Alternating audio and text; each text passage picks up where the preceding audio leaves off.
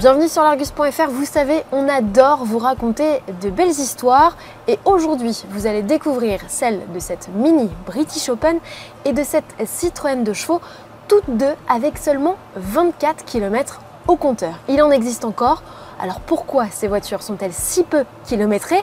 Vous allez pouvoir vous les offrir puisqu'elles vont être en vente par la maison Agut et je vous propose d'aller à la rencontre de Gauthier Rossignol, le directeur du département automobile de la maison Agut, qui va nous faire découvrir l'histoire cachée de ces deux modèles.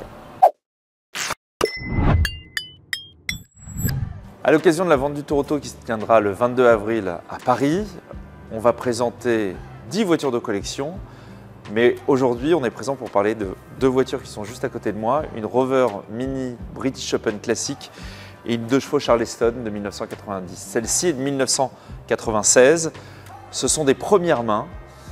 La Mini a une petite particularité supplémentaire, c'est qu'elle n'a jamais été immatriculée. On a pris soin de ne pas cacher ses plaques.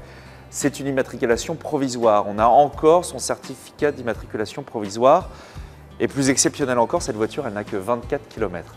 La particularité de cette auto, je dirais les particularités de ces voitures. Déjà, la Mini, c'est moins de 3,50 m si je ne dis pas de bêtises, c'est 4 vraies places, un coffre et elle va devenir, avant d'être une voiture dédiée à être la deuxième voiture du foyer, une voiture de course, mais aussi le summum du chic dans les grandes villes de France, aussi bien la capitale que les grandes villes de province.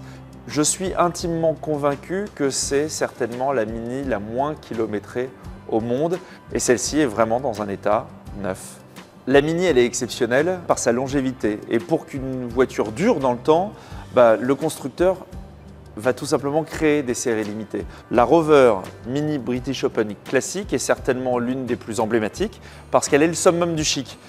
Elle a une sellerie en velours beige, elle a un toit ouvrant en toile qui est panoramique, elle a l'autoradio, elle a l'allume-cigare, elle a 3 cendriers, à l'époque c'est révolutionnaire, et celle-ci a toujours une boîte de vitesse à 4 rapports, mais celle-ci, pour la petite anecdote, au-delà du fait qu'elle n'ait jamais été repeinte, au-delà du fait qu'elle n'ait jamais été accidentée, au-delà du fait que jamais personne ne se soit assis à l'arrière, peut-être même sur le fauteuil passager, on a vérifié le niveau d'huile, c'est bien l'huile de 1996, l'huile est d'une couleur extrêmement claire, c'est vraiment un petit truc en plus mais qui fait tout l'aura, je trouve, de cette voiture et qui la différencie de toutes les autres.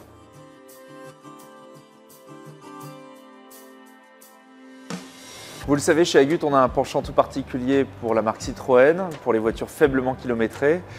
Et cette 2 chevaux Charleston qui est de 1990, donc l'un des tout derniers modèles, elle n'a que 24 km également. Alors en vrai, c'est comme pour la Mini, elle en a 23,6 ou 23,7. Mais cette voiture a été commandée neuve par son premier propriétaire. Et les 24 km en fait sont composés des 9 km qui étaient réalisés sur les pistes d'essai pour les tests des véhicules avant qu'ils soient mis en concession. Et les kilomètres éloignant la concession Chabert à côté de Salon de Provence et la propriété de la famille. Il faut savoir que la Charleston a été présentée en 1980, donc on va dire au milieu de la période de production des 2 chevaux. C'est un peu la période où la Citroën 2 chevaux perd du rythme dans les ventes et Citroën va avoir ce coup de génie de la rendre un petit peu plus bourgeoise, un petit peu plus huppée avec 3 teintes et le rouge de l'âge qui est certainement la plus emblématique, la plus iconique et la plus appréciée des collectionneurs.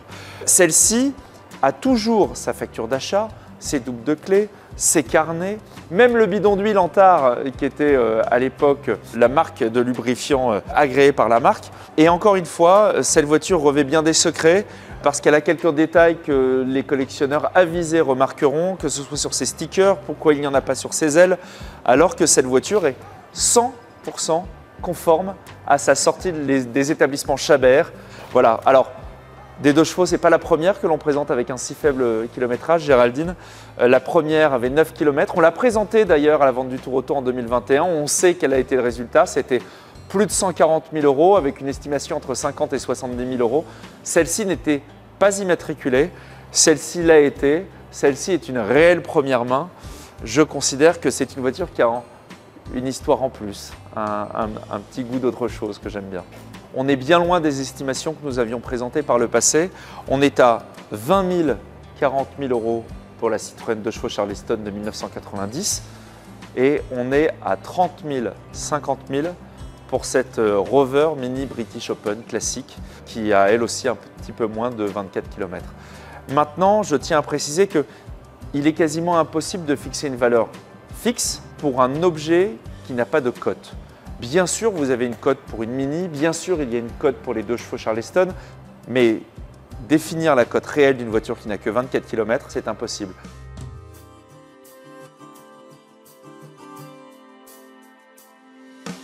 Qu'est-ce qui a fait que dans l'histoire de ces voitures, elles se retrouvent chez Agut aux enchères avec seulement 24 km à leur compteur? En fait, ce n'est pas l'histoire d'un seul collectionneur, c'est l'histoire d'une famille. Et en fait, cette famille, qui a une propriété dans le sud de la France, avait un grand-père, elle l'a toujours, et en fait, il était militaire de carrière. Il aimait bien les autos. Et puis, après une mission, il croit qu'il va avoir la chance de rester un petit peu en France, et il décide de s'acheter 2 voitures qui l'ont toujours fait envie. Et il achète cette Rover Mini British Open classique et cette 2 chevaux Charleston. Et il les achète à 2 mois d'intervalle. Et puis en fait, l'armée le rappelle et lui dit maintenant, il faut partir dans les îles. C'était pas du tout prévu à son programme.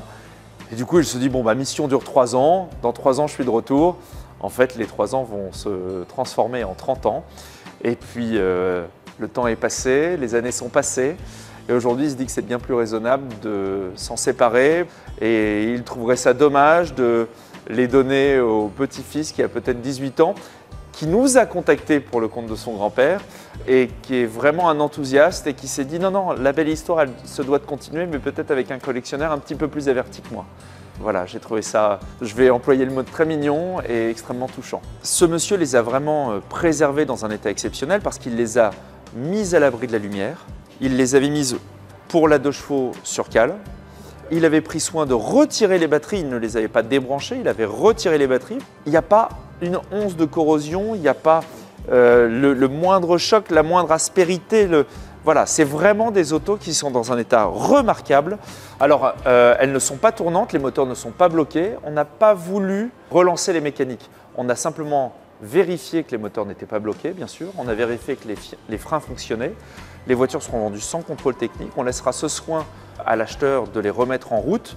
Et puis, je suis certain qu'elles brilleront de 1000 feux et pas que devant nos yeux. Pour en savoir plus sur ces modèles et notamment découvrir davantage de photos, je vous propose de cliquer sur le lien qui se trouve juste ici. N'hésitez pas à vous abonner à notre chaîne YouTube, bien sûr, pour avoir d'autres contenus en lien avec l'actualité auto. Et je vous dis à très bientôt sur l'Argus.fr. Ciao!